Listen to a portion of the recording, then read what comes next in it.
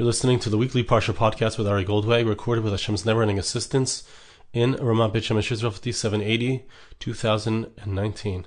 This week's Parsha is Parshas Vayetzei, the very beginning of our Parsha. It says, Vayetzei Yakov mi Beersheva vayelech Harana.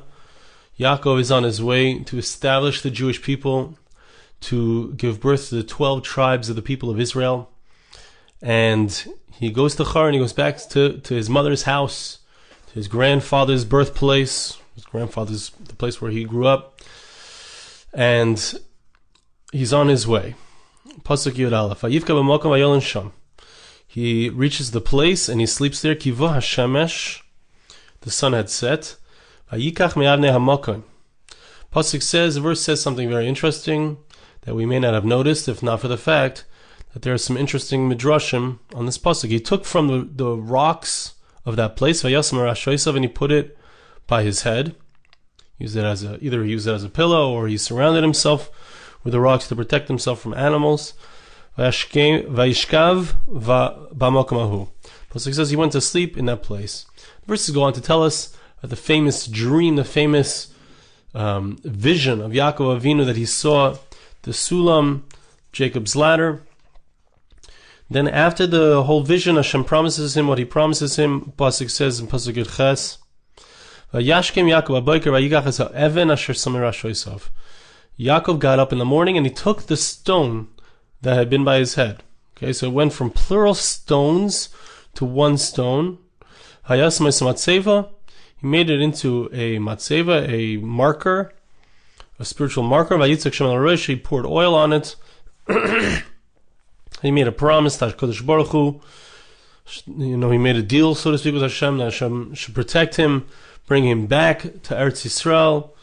And this rock is going to be Va'even Hazais, Pasuk 22, Pasuk Chav Beis, Va'even Hazais asher samti matzeva yeh beis Elokim. It's going to be a house of God. This was the foundation stone, Har HaBayis, on the Temple Mount. Okay? So it's very interesting. What is this stone? What's the stone? So there's a Rashi here which quotes a Medrash. And the Medrash is not exactly as Rashi quotes it. I'd like to read you the Medrash inside. Medrash is amazing. Medrash says like this: What were these stones? Vayikach me'avnei hamokom. Rabbi Yehuda, Rabbi Nechem, Rabbanan. There's a machlekes three ways. I'm not going to get into all three of the shittas or three opinions. But Rabbi Yehuda Omer, 12 avonim notal. There were 12 stones there. He took the 12 stones. Omar, he said like this: Kach gozer HaKadosh Baruch Hu shumamid 12 shvatim. God decreed, it was known, they had a Kabbalah, they had a Messiah, they had a tradition that the Jewish people was going to consist, of 12 tribes. Avram lahemidon, Yitzchak lahemidon. Yaakov said to himself, Avram didn't have 12 tribes, Yitzchak didn't have 12 tribes. He wanted to see if he's going to be the one to have the 12 tribes. So he said like this: he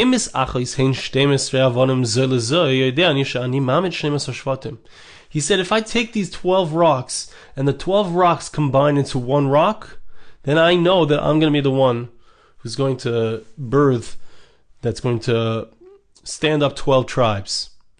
The moment that he saw that all the rocks came together, when he woke up, he saw that all the rocks had become one. So he realized, he knew that he's going to be the one to bring about 12 tribes, bring 12 tribes into the world. And that's exactly what happened. Now this Medrash, I think, is very difficult to understand for a number of reasons.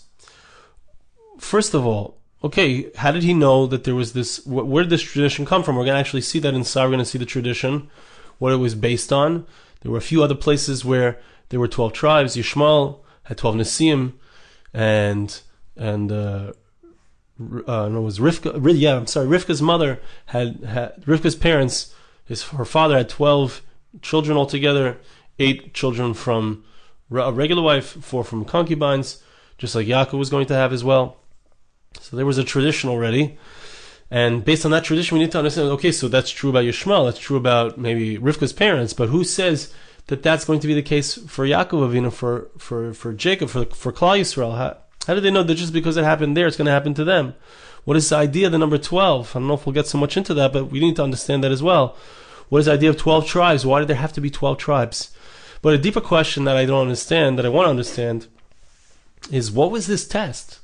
What was the idea behind the test, and why did it happen now? Why did Yakov take these 12 rocks, and why did he want them to combine? If anything, I would think it should be the opposite. He should take one rock and see if that rock separates into 12. He wants to know if he's going to have 12 tribes. Why does he take 12 rocks and bring them together instead of trying to get 12 different rocks out of one rock? What's the idea? And what is the idea that it's happening at this point in Yaakov Avinu's life? Yaakov is going off to Haran. He's leaving Eretz Yisrael. At this moment, he decides, is this the moment I'm going to? So the Parsha Pshat is, the simple understanding is, because he's headed out now to find his wives, to find women to marry, or a woman to marry. He didn't know perhaps that he was going to have 4 wives, but he was on his way. So we could say, Parsha Pshat, simple understanding, we could say that he was on his way to establish his own household, to have children. So he wanted to do a test. But I want a deeper understanding of what is the concept of why he's doing it at this point on the cusp of leaving Eretz Yisrael. That's what I want to understand. That's what I want to address. So to begin to understand, we need to take a look at another medrash. The medrash is at the end of Parshas Lech Lecha. Hashem is promising Avram Avinu that he's going to have a child named Yitzchak. And Avram said, what about Yishmael? Hashem says, don't worry, Yishmael is going to be a great person as well. But there's a difference between them, says the medrash. The pasuk says, "Vesbrisi akim es Yitzchak." I'm going to uphold my covenant with Isaac. Amar Rabbi Yitzchak. Interestingly, it's Rabbi Yitzchak who says the following. Ksiv, the verse says, "Kol eile shiftei Yisrael shnei masar." There's a difference between how we refer to the children of Yitzchak, really Yaakov Avinu, and how we refer to the children of Yishmael. Yishmael has 12 Nesiim. He has 12 princes who come from him. But when we speak about the Jewish people, we speak of them as 12 tribes. What's the difference between 12 tribes, 12 sons, the 12 Shvatim? Elu b'nei Gvira. The 12 Shvatim are a reference to the children of the master, to Sarah Imenu. There was Sarah, and she had her maidservant, which was Hagar, who had Yishmael. Kol eila shiftei Yisrael shnei masar elu b'nei Gvira, v'Yishmael ein mamed shnei masar ela isa nasim. He doesn't have 12 Shvatim. He doesn't have 12 tribes. He has 12 princes. What's the idea? What's the difference between a prince and a tribe? What's the idea? So in the Parsha Pshat, the simple understanding, so the prince sounds really good. A shevet is a tribe. What's a tribe?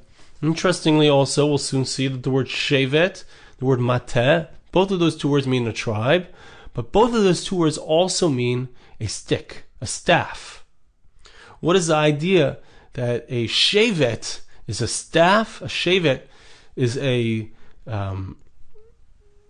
stick of some sort. A tribe is a stick. What is the idea? We'll soon see. You know what the difference is, says the medrash, between a nasi and a shevet? It says like this. The word Nesim doesn't just mean a prince. The word linso means to raise up. There's something else that's raised up. It's a cloud. The word nasi can also mean a cloud. The verse says in Proverbs chapter 25, verse 14, refers to clouds, to wind, to rain. Uses the word nasi to refer to a cloud. So the clouds, oyin, they're nothing. They have no mamashus. They have no materiality. They're not significant. Okay? But so when it comes to Yishmael, so he's referred to as 12 Nesiim. He has 12 tribes. He has 12 princes, but not 12 tribes. In regards to the 12 tribes of the people of Israel, they are matais. They are something solid. They are a stick. They are a branch. Kamadat Omar, Shvuis matais Amar. Verse says, Chavakuk chapter 3, verse 9. There's an idea that they're something powerful. They're something solid, just like a shvu, an oath, is something real. It's my word. When I make it significant and real, so too the matos, the staves. The staves are something significant and real. Okay? But we need to understand, what is the idea? Why is a shevet a staff? Why is a shevet, a tribe, also a staff? Okay, but we certainly clearly see that the difference between Yishmael and Yakov Avinu, Yishmael had 12 princes who were not solid, who were not real, who were just ethereal, as opposed to Yaakov's 12 tribes. They were real. They were solid. Now the Medrash ends off with something very, in context, difficult to understand the connection. I'm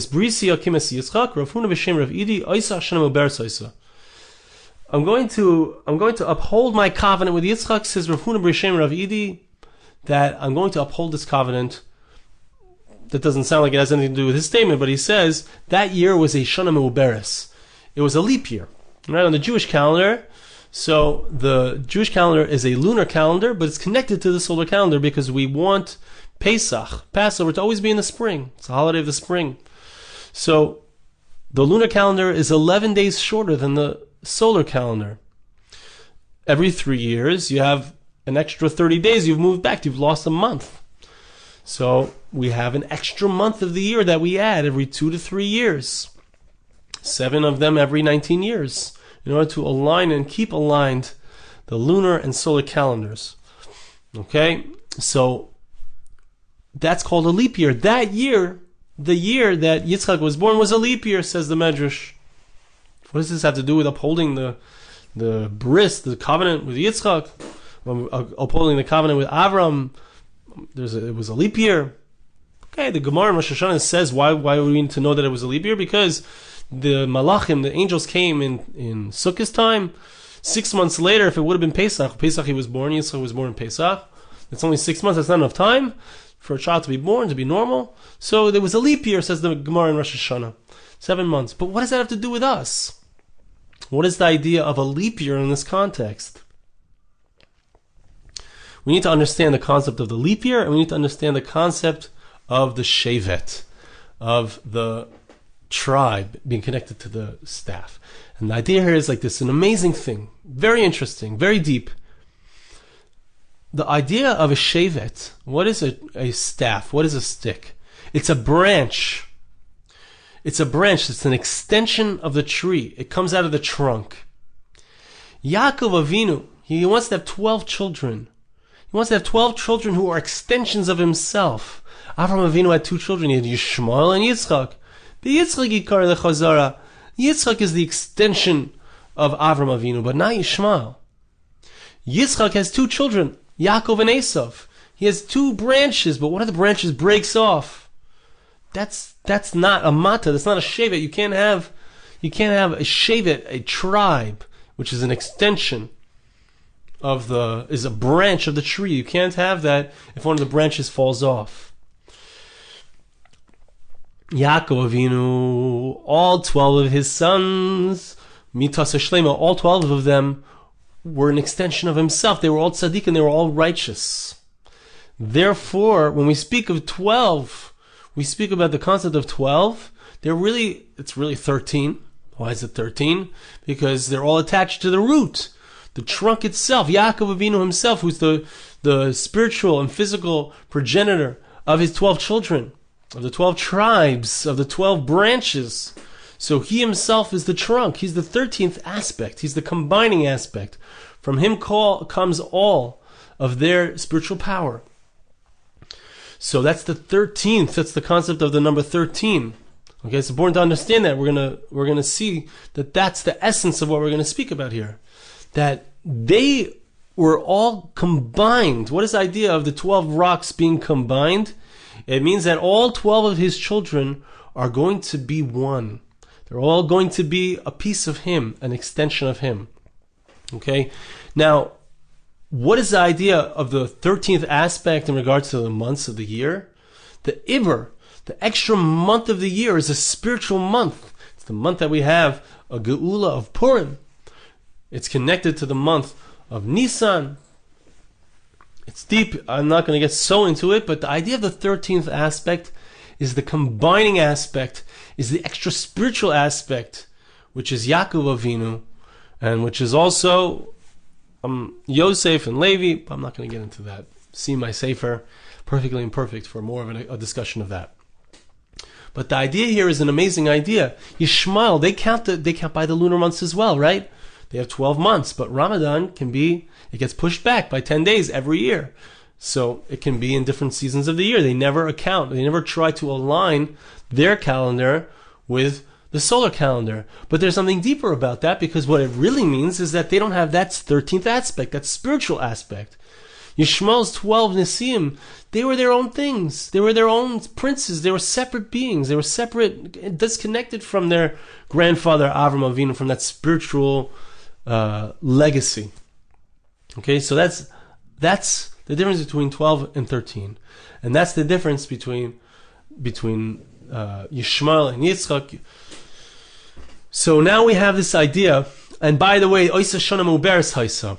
This is the depth of what's going on over here. This is what this medrash is saying, that there's something spiritually powerful. It was an extra Ibra year. There was an extra month. There was that connection to the 13th aspect, which was something that Yitzchak would have. Vesbrisi Akim es Yitzchak. I'm going to keep my covenant with Isaac. Okay, so that's the idea in this medrash. That's the idea of the number 12, and that's the idea of the number 13. Now, coming back to Yakov Avinu, trying to understand, we saw before that Yakov, why didn't he look for the rock to be broken into 12 parts? And then he would know that rock was he's going to have children or extensions of him, or 12 different aspects of himself. Why didn't he do that as a test? And why did he do this test here? So there's an amazing thing in regards to the test being at this point in time. It's really important to understand. Yaakov Avinu is leaving Eretz Yisrael, and he's going to Chutz La'aretz. Now we need to understand, what is the difference? There are many differences, but what is the difference between Eretz Yisrael and Chutz La'aretz? Eretz Yisrael is a place, Einei Hashem Elokecha, are Hashem's eyes, so to speak. Hashem's eyes are constantly on the land of Israel. What does that mean? It means that Eretz Yisrael is a place of greater oneness with HaKadosh Baruch Hu. It's a greater closeness to Hashem. When a person is in Eretz Yisrael, if a person is spiritually sensitive, they can feel it. You walk into Yerushalayim, that's the place of even more closeness and more connectedness. It's Yerushalayim, it's Yelashon Shalem, it's the wholeness, it's complete. It's complete because we're one with HaKadosh Baruch Hu. When we come to Eretz Yisrael, if a person lives in Eretz Yisrael, there's a higher spiritual standard in Eretz Yisrael. There's a higher level of connection to HaKadosh Baruch Hu in the land of Israel. A person needs to leave Eretz Yisrael sometimes because they have to go to a place of Pirud. The place of Chutz La'aretz is the idea of separation. It's the idea of it being separate and distant from HaKadosh Baruch Hu. Being far from HaKadosh Baruch Hu, being far from God. That's the idea of Yaakov Avinu. He's leaving Eretz Yisrael. But why is he going to Chutz La'aretz? There's going to be now a period in himself, a separation within himself. He's going to have 12 tribes. He's going to have 12 children. There's going to be I don't have a good word for it, but a splitting up of his Keiches HaNefesh into 12 parts. Right? Whenever we have spirituality being brought down into this world, so it breaks down. Sometimes the number is a number called 70. Sometimes the number is a number called 12. In this context, the idea of the number 12 is that there's time. When we speak about months, there's 12 months. We speak about the day, there's 12 hours of the day, 12 hours of the night. Time is time is in a higher realm. Time is indistinguishable. We speak about HaKadosh Baruch Hu as being timeless. God is beyond time. He's above time. But in this realm, we have 12 months. We have 12 hours in the day, 12 hours in the night. Time is broken down into 12 parts. So too, in regards to the Shvatim, when Yaakov Avinu is going to Chutz La'aretz, there's a breakdown. There's a separation of the wholeness. And that is what he's concerned about. He's concerned about, there's this breakdown. I'm about to have children. Are they all going to be extensions of myself? Am I going to be able to get home in peace? So it's an amazing thing. When he pours the oil onto the rock, as I quoted to you earlier, so he says, the previous pasuk, V'shavti b'shalom beis avi. He's pronouncing upon this rock, I want to return in peace to the house of my father. An amazing statement from Yakov Avinu. What is he saying? He has this bris, like we saw in the Medrash in Lech Lecha. He has this covenant with Hashem, which is that connection to God. It's that being inextricably bound to HaKadosh Baruch Hu, that oneness, but he's going to a place of distance. Yitzchak wasn't allowed to leave Eretz Yisrael. He wasn't allowed to distance himself from Hashem. He was always connected to HaKadosh Baruch Hu. He was offered as a korban, as a sacrifice to Hashem. He was completely bound. The Akedah bound him to HaKadosh Baruch Hu, to God. He couldn't leave Eretz Yisrael.